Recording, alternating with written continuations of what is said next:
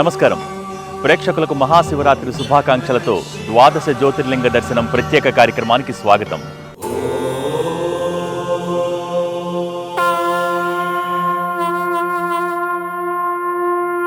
మకరిక పత్ర శిల్ప నైపుణ్యకారునికి, త్రిపురాలను హరించు భవబంధహరునికి నమస్కరిస్తూ ఈ మహాశివరాత్రి పర్వదినాన కృష్ణేశ్వర మహేశ్వరుని ఆశీస్సులు అందుకుంటూ ఈ జ్యోతిర్లింగ విశేషాలను తెలుసుకుందాం రండి.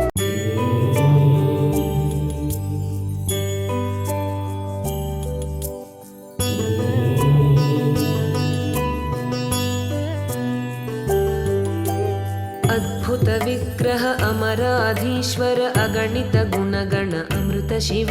ప్రమద దళాధిపతి శ్మశానవాసి నిరాకారుడు నిరాడంబరుడు అయిన ఆ అగ్నినేతుడి ఆపాదమస్తకం ఓ మహాగ్రంథం.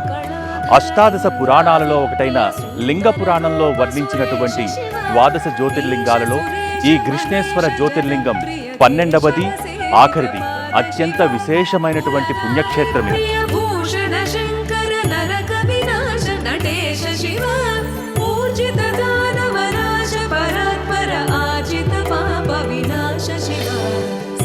सदा शिव सांब सदा शिव सांब सदा शिव सांब शिव सांब सदा शिव सांब सदा शिव सांब सदा शिव सांब शिव.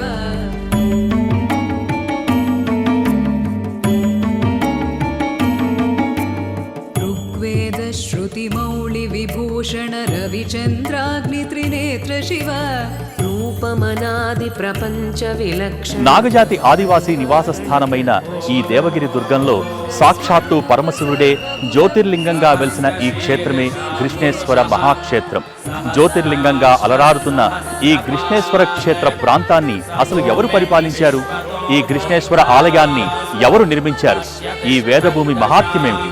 ఇప్పుడు తెలుసుకుందాం. స్వయంభూగా వెలసిన ఆత్మలింగ రూపధారి అయిన మహాదేవుడు కృష్ణేశ్వరుడిగా మహారాష్ట్రలోని ఔరంగాబాద్ లో దర్శనమిస్తున్నాడు.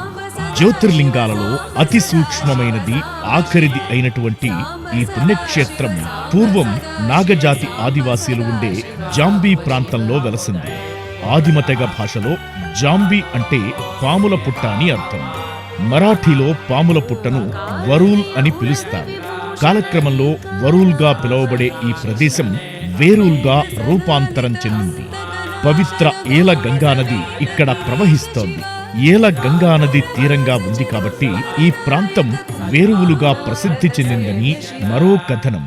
आप यहाँ पर जो आधे चंद्रमा में जो मूर्ति देख रहे हैं उसको मंदिर की नासिका कहते हैं. वो नासिका में जो मूर्ति जो शंकर जी का परिवार बताया है कि 12 ज्योतिर्लिंगों में ये परिवार आपको कहीं भी दिखाई नहीं देगा, खाली यही ज्योतिर्लिंग में दिखाई देगा. इसका मतलब क्या है? जैसा हमारा कार्य होने के बाद हम लोग हमारे वाहन में बैठकर निकल जाते हैं, उसी प्रकार प्रत्यक्ष शंकर जी अपने परिवार के साथ नंदी पर विराजमान है. पीछे आप देख सकते हैं शंकर जी के ऊपर सर पर गंगा जी है, पीछे पार्वती मैया है, गोद में गणेश जी है और ये अपने परिवार को लेके यहाँ से कैलाश की ओर निकल पड़े हैं. इसका ये मीनिंग होता है. పన్నగ భూషణుడు, భక్తజన ఆశ్రితుడు అయిన మహాశివుడు పుత్రశోక హరుడిగా వెలుగొందుతున్న ఈ కృష్ణేశ్వర ఆలయంలో కోరిన వారికి తీరని ఆర్తి లేదని భక్తుల నమ్మకం. అసలు ఈ పరమ పవిత్ర పుణ్యక్షేత్రంలో స్వయంగా రుద్రుడే విచ్చేసి పుత్రశోకం నుంచి ఎవరిని రక్షించాడు? ఈ స్థల పురాణం ఏం చెబుతోంది? సదాచారాన్ని, నైతిక ధర్మాలను పాటిస్తూ సర్వకాల సర్వావస్థలలో నిత్యం శివనామ స్మరణ చేసే సుధర్ముడు అనే బ్రాహ్మణుడు దేవగిరి దుర్గంలో నివసించేవాడు. సుధర్ముడి సహధర్మచారిణి అయిన సుదేహ అనుకూలవతి పరమ సాధ్విగా పేరుగాంచింది. సంతానలేమి కారణంగా దిగులు చెందుతున్న సుదేహకు ఇరుగు పొరుగు వారి ఈసడింపులు బాధ కలిగించేవి. ఒకనాడు పేరంటానికి వెళ్లిన సుదేహను ముత్తైదువులంతా గొడ్రాలు అని విమర్శించడంతో భర్తతో తన బాధను పంచుకుంది. శివానుగ్రహం ఇంతేనని సరిపెట్టుకోమని ఊరడించడంతో ఓదార్పు చెందింది. స్థలపురాణం ఆధారంగా జాతకరీత్యా సంతాన యోగ్యం లేని సుదేహ తన చెల్లెలు గుష్మకు తన భర్తనిచ్చి వివాహం చేస్తుంది. గుష్మను పుత్రశోకం నుంచి విముక్తి కలిగించడానికి సాక్షాత్తు పరమశివుడే ఈ క్షేత్రానికి విచ్చేశాడని పురాణ ఇతిహాసం. అచంచలమైన భక్తితో ఐహిక బంధాలను త్యజించిన ఘుష్మ పేరుతో ఈ క్షేత్రంలో ఘుష్మేశ్వరుడిగా జ్యోతిర్లింగ స్వరూపుడై దర్శనమిస్తున్నాడు ఆ పరమేశ్వరుడు.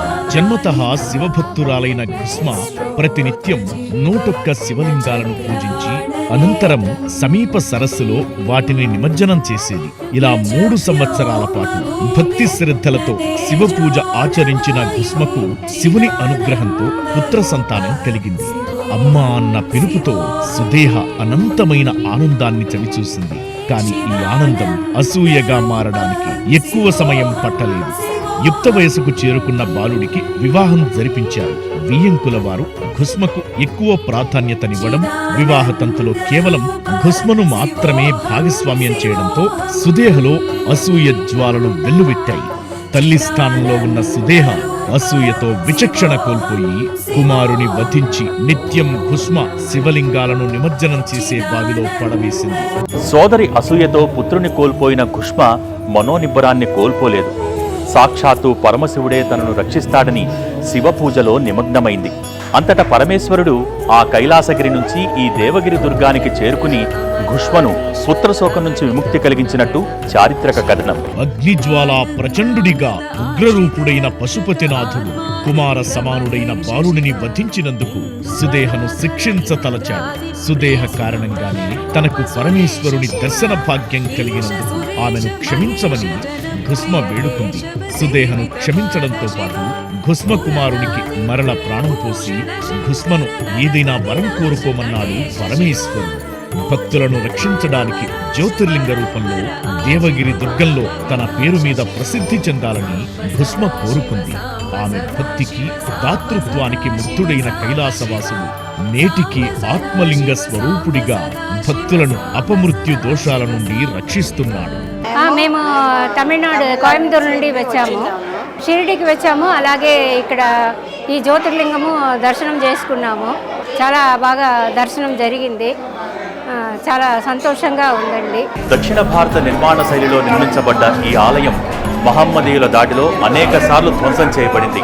14వ శతాబ్దంలో ఢిల్లీ సుల్తానుల విధ్వంసం తర్వాత ఈ ఆలయాన్ని పునర్నిర్మించారు. కాలక్రమంలో మొఘల్ మరాఠా వివాదంలో ఈ ఆలయం మరోసారి ధ్వంసం చేయబడింది.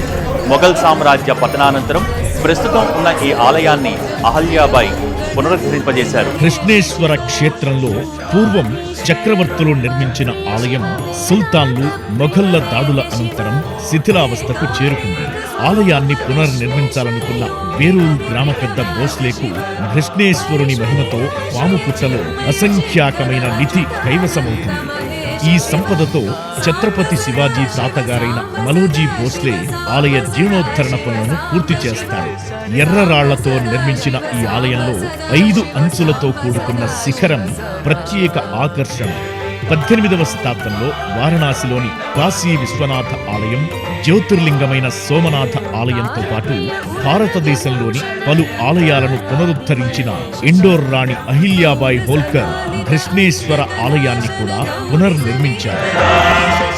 गौ ब्राह्मण प्रतिपालक छत्रपति शिवाजी महाराज, इनके सिवा इस महाराष्ट्र का जो इतिहास है वो अधूरा रहेगा. उनके दादाजी जो पहले इस मंदिर को बनवाए थे वो ब्लैक स्टोन में था, जो आप नीचे देख सकते हैं. ये मंदिर पहले काले पत्थर में था, लेकिन उसका कोई पिक्चर्स, कोई फोटोग्राफ्स आज उपलब्ध नहीं है. फिर भी जब ये मंदिर बना, जब उन लोगों ने इस शिलालेख को बहुत से सुरक्षित रखने का प्रयास किया है. आप देख सकते हैं मेरे पीछे ये जो शिलालेख है उसका मीनिंग आपको बोल देता हूँ. 1 मिनट. सेवक वेंकोजी जैतोजी भोसला, दास मालोजी दादोजी दिदोजी भोसला, सेवक गोविंद जी हनौसा. इसका मतलब है पहले जो ब्लैक स्टोन में जो टेम्पल था, जो शिवाजी महाराज के दादाजी ने बनवाया था, ये यहाँ के पाटिल थे. उनकी गड़ी आज भी यहाँ पर एलोरा में आपको दिखाई देती है. సూక్ష్మంలో మోక్షం అనే నానుడికి చక్కగా సరిపోతుంది ఈ కృష్ణేశ్వర ఆలయం. ఎందుకంటే 12 జ్యోతిర్లింగాల ఆలయ విస్తీర్ణంలో ఈ ఆలయ విస్తీర్ణం చాలా చిన్నదైనప్పటికీ ఈ కృష్ణేశ్వర ఆలయాన్ని దర్శించుకుంటేనే ద్వాదశ జ్యోతిర్లింగ యాత్ర సంపూర్ణమై మోక్షం కలగదని పురాణవచనం. ద్వాదశ జ్యోతిర్లింగాలలో చిన్నదిగా చెప్పుకోబడిన కృష్ణేశ్వర ఆలయం 240 అడుగుల పొడవు, 185 అడుగుల ఎత్తు విస్తీర్ణంలో నెలకొని ఉంది. ఈ ఆలయ ప్రాంగణంలోని రాతి స్తంభాలపై విష్ణువు దశావతారాలు మనకు దర్శనమిస్తాయి. లింగమూర్తికి అభిముఖంగా నందీశ్వరుడు ఏకశిలగా భక్తులకు దర్శనమిస్తున్నాడు. నేటికి ఎంతో దృఢంగా, ఆకర్షణీయంగా శిల్పకళా నైపుణ్యంతో వెలుగొందుతున్న ఈ క్షేత్రంలో ఇతర దేవతామూర్తుల విగ్రహాలు సైతం మనకు కనిపించి సకల దేవతల పట్ల భక్తిభావాన్ని రేకెత్తిస్తాయి. ద్వాదశ జ్యోతిర్లింగాల్లో ఒకటైన కృష్ణేశ్వర జ్యోతిర్లింగాన్ని దర్శించుకోవడానికి వచ్చాం మహాశివరాత్రి సందర్భంగా. దర్శనం చాలా బాగా జరిగింది. ఇక్కడ దర్శించుకుంటే అందరికీ వాళ్ళ కోరికలు నెరవేరుతాయని ప్రజల విశ్వాసం.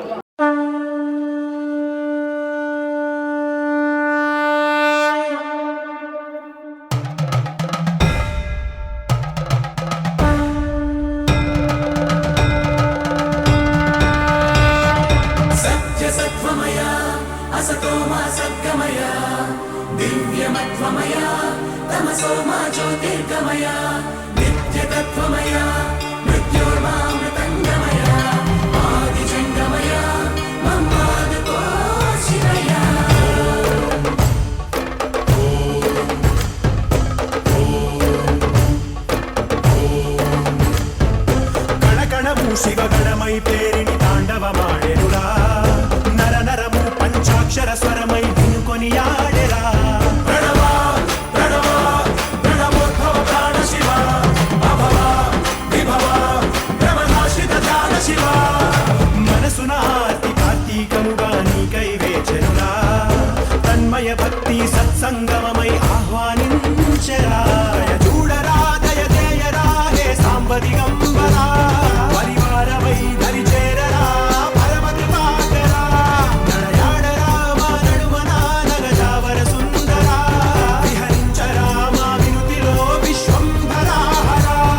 కృష్ణేశ్వర స్వామిగా కొలవబడుతున్నటువంటి కృష్ణేశ్వర ఆలయంలోని గర్భాలయం. ఇక్కడ స్వామివారు కృష్ణేశ్వర స్వామిగా కొలువుదీరి ఉన్నారు.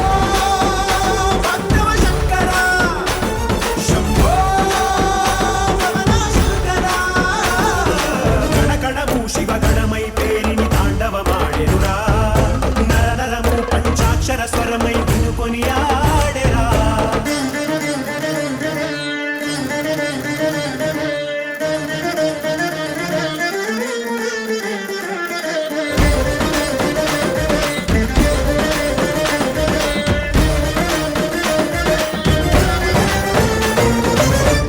శివాయ ఓం నమ శివాయ ఓం నమ శివాయ నమః.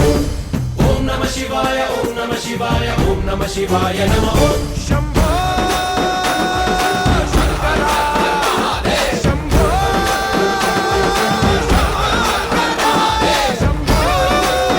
రోజుకి 40 నుంచి 50 వేల మంది భక్తులు ఇక్కడికి వచ్చేసి స్వామివారిని గర్భాలయంలో స్పృశించి అభిషేకించుకుని విలువ పత్రాలతో అర్చన చేసుకుని ఆధ్యాత్మిక అనుభూతికి లోనవుతారు. మీరు కూడా ఈ శివరాత్రి పర్వదినాన ఆ స్వామిని దర్శించి ధరించండి. సద్బుద్ధి వెలిగించరా మాలో మాం పాహి విశ్వేశ్వరా. గంగాధరా గౌరీశ్వరా, మాతల పుల్లో నలుబంత తొలగించరా. పైకన్నుగా జడిపించరా, పెరుదన్నుగా నడిపించరా. శివ ప్రధాన మనస్సు మామేకమయ్యేరా. ప్రణవ ప్రణవ ప్రణవోద్భవ ప్రాణ శివ, అభవ విభవ భ్రమనాశిత ధ్యాన శివ.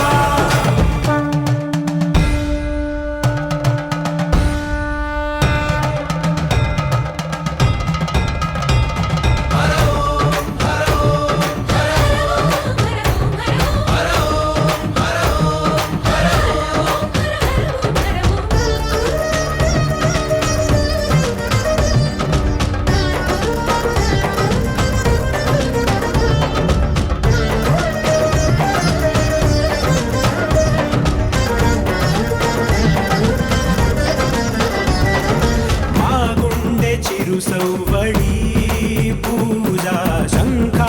శివపురాణం ప్రకారం ఏల గంగానది పరివాహక ప్రాంతమైన ఏల రాజ్యాన్ని పరిపాలించిన ఏలరాజు ఈ స్థలం యొక్క ప్రాముఖ్యాన్ని తెలుసుకొని ఇక్కడ బ్రహ్మదేవుని గురించి తపస్సు చేసి అనేక తీర్థాలను నెలకొల్పాడని శాస్త్రలిఖితం.